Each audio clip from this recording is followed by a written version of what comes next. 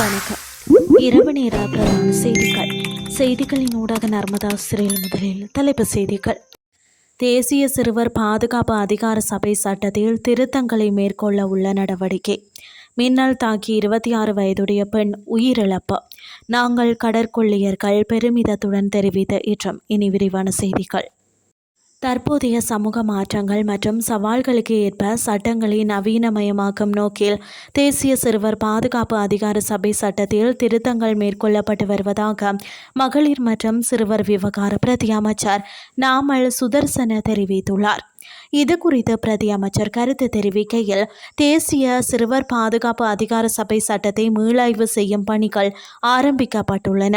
தேசிய சிறுவர் பாதுகாப்பு அதிகார சபை முதலில் தேசிய சிறுவர் பாதுகாப்பு அதிகார சபை சட்டம் இல 50 கீழ் 1998 ஸ்தாபிக்கப்பட்டது. சிறுவர் பாதுகாப்பு தொடர்பான இந்த சட்ட திருத்தங்களுக்கு மேலதிகமாக 2005 ஆண்டின் 34 இலக்க குடும்ப வன்முறை தடுப்பு சட்டத்தில் திருத்தங்களை செய்வதிலும் கவனம் செலுத்தப்பட்டுள்ளதாகவும் அவர் தெரிவித்தார். ஹபராதுவ பகுதியில் மின்னல் தாக்கி 26 வயதுடைய பெண் ஒருவர் இன்று உயிரிழந்துள்ளார். கொக்குவவட்ட பகுதியில் உள்ள வீடு ஒன்றின் மீது மின்னல் தாக்கியதில் 2 பெண்கள் காயமடைந்ததாக காவல்துறையினர் தெரிவித்தனர். காயமடைந்த இருவரும் மருத்துவமனையில் அனுமதிக்கப்பட்ட நிலையில் அவர்களில் ஒருவர் சிகிச்சை பலனின்றி உயிரிழந்துள்ளார். ஆரம்பகட்ட விசாரணைகளின்படி பாதிக்கப்பட்ட இருவரும் அப்பகுதியில் உள்ள ஆடை தொழிற்சாலையில் பணியாற்றும் ஊழியர்கள் ஆவர். மின்னல் தாக்கிய போது அவர்கள் தங்களது இல்லத்திற்குள் இருந்துள்ளனர்.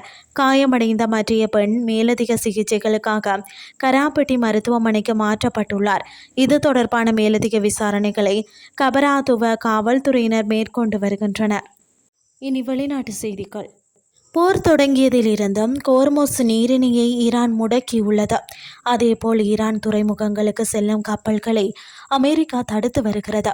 இந்த நிலையில் ஈரானிய கப்பல்களை கைப்பற்றும் விதம் குறித்து ட்ரம்ப் பெருமிதத்துடன் பேசியுள்ளார். இது தொடர்பாக அவர் தெரிவித்துள்ளதாவது, நாங்கள் ஈரான் கப்பல்களில் இறக்கி அவற்றை கைப்பற்றுகிறோம். சரக்கு மற்றும் எண்ணெய் என அனைத்தையும் எடுத்துக்கொள்கிறோம். இது மிகவும் லாபகரமான ஒரு தொழில். நாங்கள் ஒரு வகையில் கடற்கொள்ளையர்களை போலதான் செயல்படுகின்றோம். ஆனால் நாங்கள் விளையாடவில்லை என்று தெரிவித்தார். இதற்கிடையில் ஈரானிய கச்சா எண்ணெயை சுமந்து சென்ற 2 கப்பல்களை அமெரிக்க படைகள் தடுத்து நிறுத்தியதற்கு ஈரான் கடும் எதிர்ப்பு தெரிவித்துள்ளது. இது சர்வதேச கடற்பரப்பில் நடக்கும் ஆயுதமேந்திய கொள்ளை என்று ஈரான் சாட்டியுள்ளது. அமெரிக்காவின் இந்த நடவடிக்கை கடற்கொள்ளையை சட்டப்பூர்வமாக்குகிறது என்று ஈரானிய வெளியுறவு அமைச்சக செய்தி தொடர்பாளர் இஸ்மாயில் பாகாய் விமர்சித்துள்ளார். எந்த நாட்டு கப்பலாக இருந்தாலும் ஈரான் நோக்கி சென்றால் அவை தடுத்து நிறுத்தப்படும் என்றும் அமெரிக்க இராணுவம் எச்சரித்துள்ளது. அமெரிக்காவின் இந்த தடையால் ஈரானுக்கு சுமார் $480 கோடி வருவாய் இழப்பு ஏற்பட்டுள்ளதாக தகவல் தெரிவிக்கின்றன. செய்திகள் யாவும் நிறைவடைகின்றது.